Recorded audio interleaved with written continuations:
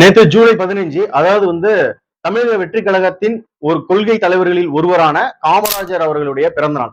இந்த பிறந்தநாள் அதுவுமா, அதாவது அரசியல் தூய்மை, வாழ்வில் எளிமையாக வாழ்ந்த காமராஜர் பிறந்தநாளை முன்னிட்டு ஊழலை ஒழிக்கணுங்கிறதுக்காக ஒரு இனிஷியேட்டிவ், அதாவது ஒரு முதல் முயற்சியாக வாட்ஸ்அப் நம்பரை டிஎன் கவர்மெண்ட், அதாவது நம்மளுடைய தமிழ்நாடு அரசாங்கம் வாட்ஸ்அப் நம்பரை கொடுத்திருக்காங்க.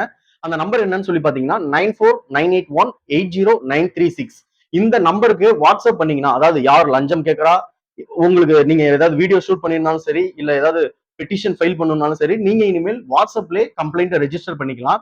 இது இப்பதான் இருக்குன்னு கேட்டீங்கன்னா, வாட்ஸ்அப் நடைமுறையை இப்பதான் கொண்டு வந்திருக்காங்க. இதுக்கு முன்னாடி ரெகுலரைஸான லேண்ட்லைன் நம்பர்ஸ், அதுக்கப்புறம் மெயில் ஐடிலாம் இருக்கு.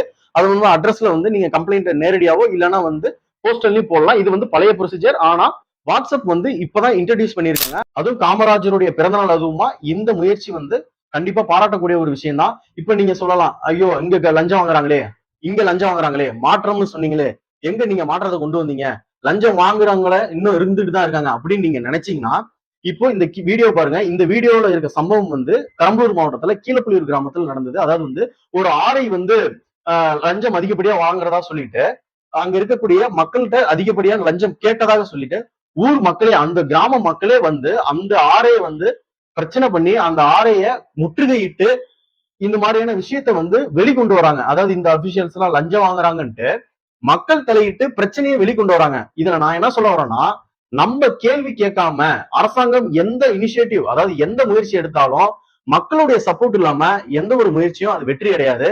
அதனால நான் என்ன சொல்ல வரேன்னா, யார் எங்க லஞ்சம் கேட்டாலுமே மக்களுடைய கொஸ்டின்ஸ், அதாவது உங்களுடைய குரலை நீங்க ரைஸ் பண்ணலன்னா அரசாங்கம் எப்படிப்பட்ட முயற்சி எடுத்தாலும் அது தோல்வியில தான் முடியும். அதனால லஞ்சமில்லா தமிழகத்தை ஒழிக்க மக்களோட முழு சப்போர்ட் தேவை. நீங்க சப்போர்ட் பண்ணா மட்டும்தான் லஞ்சமில்லா தமிழகத்தை உருவாக்க முடியும்.